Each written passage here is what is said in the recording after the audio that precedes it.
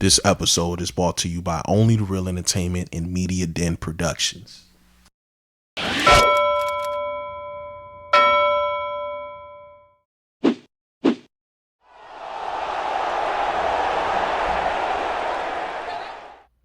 Yo, what's going on, y'all? It's your boy Reela, back at it again. Another episode of Real Hoops. I'm excited. Are you excited? I know I'm excited. Hooping is back. This is what I do year round, except I don't gotta speculate. I get to give y'all on-court feedback right in front of y'all very, very, very eyes. So, let's talk about it. We got the Mavs and the Wolves in Dubai. Luka went crazy, dropped 25 in the first half. Kyrie struggled.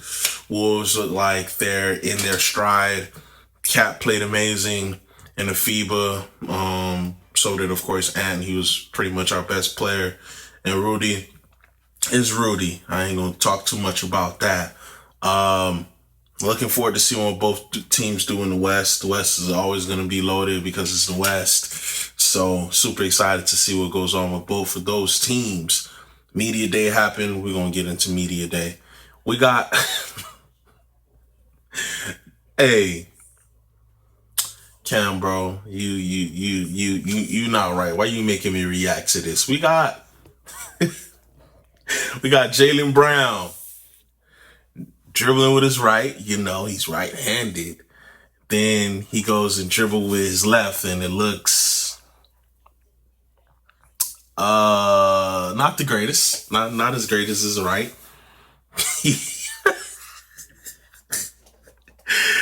The knock is you send Jaylen Brown left, and your fortunes defensively come a little bit more truthful. 300 M's, by the way. Generational wealth. I salute you, King. We need to get that left hand right. You know what I'm saying? We need to get it a little bit right. Yeah. Jesus Christ, that's tough. What else we got? We got Jimmy Butler. Jimmy, bro. You know, let's talk, Jimmy. Let's speak real quick. So, Jimmy, you pull up. Yeah, emo. I get it. We here. You can't see me. If you're listening to this via audio, you can't see me, but Jimmy, I'm here. All right. You just got off the finals, lost in a heartbreaking 5 games. I'm emo too, my brother. You know why I'm emo? Because we got Eric Spoelstra saying the team got deeper. We got people saying we're still a top 4 seed. We got people saying, forget Dame, it doesn't matter. And you know damn well in the back of your mind, we're screwed. Yeah, you got to put on this smile like I'm putting on this paw right now and we're screwed. Yeah, it's over with. You know, I'm emo too. I just like my ball fade. I had my ball fade for a while. I'm still going to shave my hair every other day. I like being, but I can't put on the wig. You got it. You put on the dreads and became a Jamaican man last season. And now you're an emo girl. I get it. And you have the reason to be an emo girl. You know what I'm saying? This Speaking of Dame, he, it's getting acclimated in Milwaukee. There's a picture. I'm sorry, not a picture. A video of them taking a picture, which is Middleton, Giannis, Brook, and Dame. I see that man in that jersey and I cry a little bit every time. Inside, you know, it's painful. Yeah, it's over in the East. I just want to let y'all know.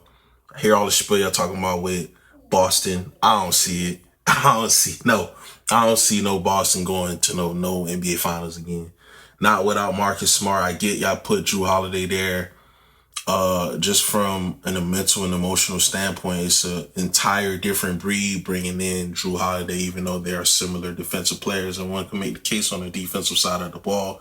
You may give the slight to Jrue, right? Because he's more vet savvy in that case. And he's won, of course, moved Milwaukee. Still think that they're favorites to come out of the East. Now, speaking of the West, we have the Denver Nuggets and their team. It felt like a very quiet offseason for champions. Y'all don't do too much on me. Oh yeah, you just mad because they checked out your team in 5 games and all. It just feels like Jokic, my brother in Christ, you complaining about ball. Y'all seen the comment that he made? Did you enjoy this offseason that you're champions? Nah, we played an extra 2.5 months. What? Who says that? Yeah. Don't see the Denver Nuggets repeating. My two teams to play in the Western Conference Finals, if everything is healthy and everything is what I think it is going to be, it'll be the Lakers and the Suns. Do not see a repeat for the Denver Nuggets. They lost a heavy piece in Bruce Brown. Jeff Green, a veteran savvy guy, left as well. Gave them quality minutes off the bench. I just don't see them repeating. And it kind of began to be troublesome when they won. You know, Mike Malone, you're all on the media. You're throwing stones and hiding your hand. Besides Laker fans don't care about none of that. Laker people don't care about none of that. I love that a small market like Denver has won the championship and they built around the draft and made smart free agent pickups as far as getting proper veterans around Jokic and Murray. Mike Malone says, I don't listen to any of that stuff. I don't know what they're saying. And he says that the Nuggets have tremendous respect for them. And then he says that he doesn't think that there's a rivalry between the Nuggets and the Lakers. Of course, there's no rivalry. Why would there be a rivalry? They smacked y'all heads open in 2020, won the championship. Y'all smacked their head open in 2023 and won the championship. Sounds like a rivalry to me, but you know, what do I know? I don't know anything. And then Mike Malone goes on to say, I don't know, man. Mike Malone, bro. You just just hoop. It really felt like y'all played the Lakers for the championship series, I'm sorry, as opposed to the Miami Heat, because y'all celebrated so much that y'all beat the Lakers. So for you to say it's a rivalry, it's pure, utter, it's conjecture, brother. Like, we know. The locker room knows. AD acknowledged it. That, you know what I'm saying, him and Brown been talking in the offseason, seeing y'all yap in the parade and this and that. Y'all was more excited to sweep the Lakers than y'all were to beat the Miami Heat for the championship. So yeah, it's going to be smoke when you go to LA. And it's going to be smoke when they go to Denver. And that's a rivalry to me. I'm excited, though. I'm excited. They play early on in the season, too. So I'm definitely excited to see the intensity in both sides. I do feel like the Lakers, as of right now, are the better team. So I'm going to keep it short and brief. We're going to get straight into real talk. What do I expect from my Miami Heat? Nothing. Absolutely nothing.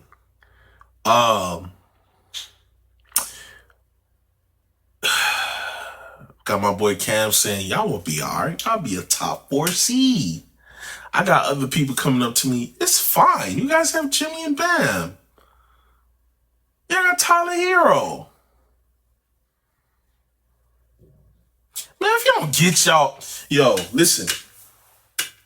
I don't care about what none of y'all talking about. We got 3 championship banners. We expect more. You know, we, in the last 25 years, is one of the more storied franchises in the league.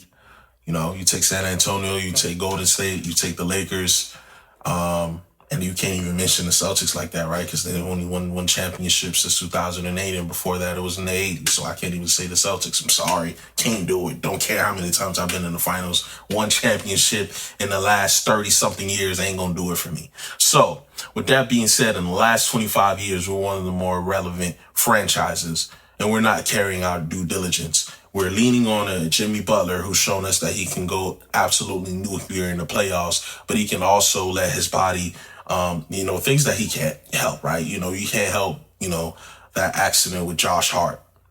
We've seen Bam become sporadic in certain places, even though I feel like he was our best player in the finals.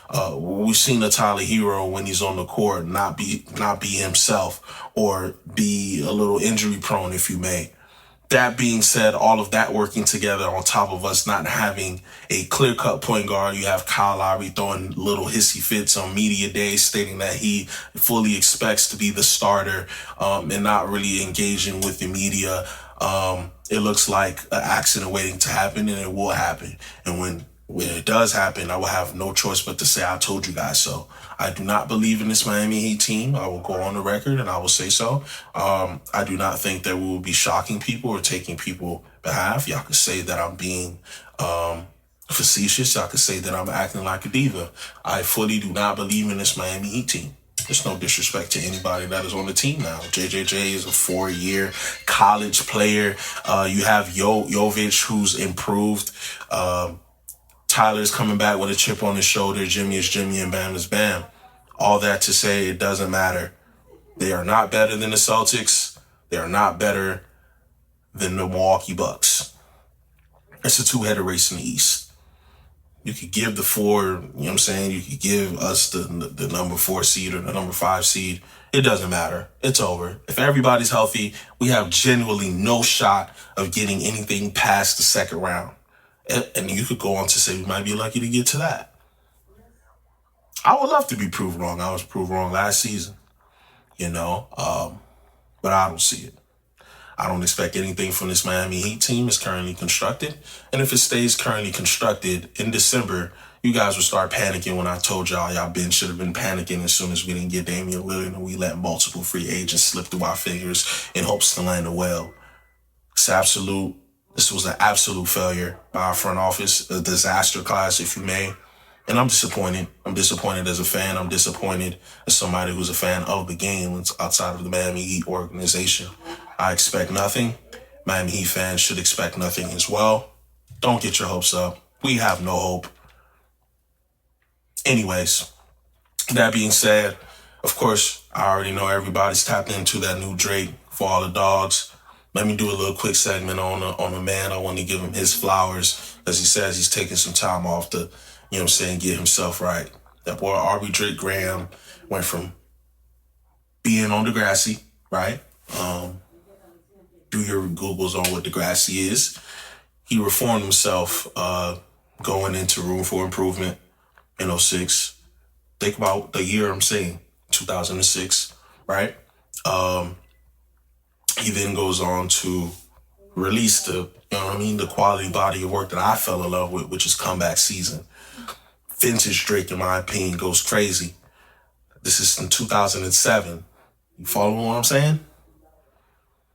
We're listening to a Drake album in 2023, and I heard about him when I was in middle school. I'm almost 30. I'll be 30 next September. Yeah, y'all following where I'm going? There won't be another Drake. Now where the game is structured right now, his ability to be polarizing, his ability to cross multiple crowds. I'm proud of the boy. I'm definitely going to be still streaming that. Y'all should too. You get some records on there y'all want to check out. What Will Pluto Do has been on repeat for me. The track he got with Sosa is fire. I like the record he got with Sexy Red and SZA. And 8 a.m. in Charlotte is an absolute masterclass. Timestamp Drake is probably one of the 3 best artists I've ever heard in my life. Timestamp Drizzy go crazy. Listen, 9 a.m. in Dallas, 5 a.m. in Toronto, 4 p.m. in Calabasas, 6 p.m. in Toronto, 7 a.m. on Birdo Path. I feel like I'm missing a couple too. 8 a.m. in Charlotte, 7 a.m. in Germany if you want to count Do Not Disturb. If you want to count Middle of the Ocean as a timestamp. You put those together, Drake can pick and choose any pockets he wants, and I just want to give that boy the flowers, man. He's He's him. Shout out Drake. All right, though, man. I'm finna get up out of here. Do what I gotta do on this Friday night. Get right on the weekend. And we're gonna be right back closer to the regular season. Y'all tap back in with me. Signing off. Like and subscribe to Real Hoops everywhere for all of our content. Click the notification bell to stay up to date with every single new release. That way you don't miss a beat when we got everything going on for you that has everything to do with hoops. Tap in and show love.